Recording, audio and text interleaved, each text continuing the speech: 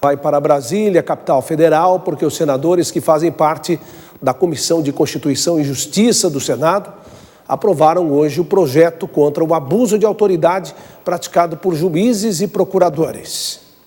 O projeto foi analisado e votado hoje na Comissão de Constituição e Justiça do Senado.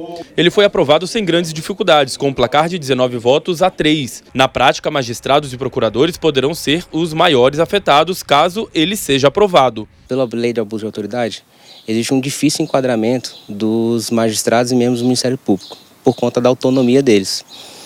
O que o projeto prevê, que passou na CCJ e teve essa discussão, relativa à manifestação de expressão desses membros do Ministério Público e da magistratura.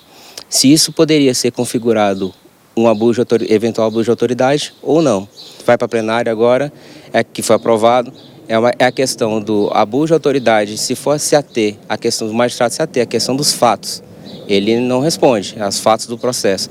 Agora, a partir do momento que ele manifestar a opinião dele, ele poderá responder por abuso de autoridade, se ferir. Se o projeto for aprovado em todas as etapas, o juiz, por exemplo, não poderá expor sua opinião por qualquer meio de comunicação no meio de um processo comandado por ele ou outro magistrado.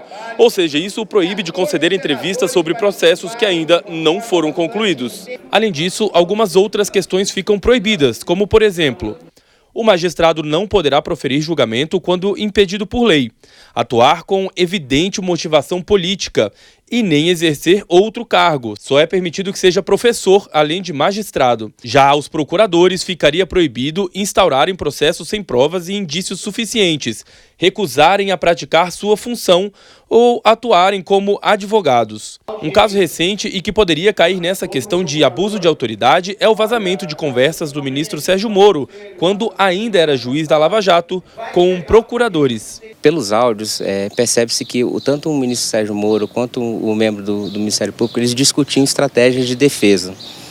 Tanto estratégias de defesa quanto situações de fato do processo. E isso não se ateve só ao processo, se discutia estratégias também de como lidar com a imprensa, como divulgar essas provas, como trabalhar pela própria operação.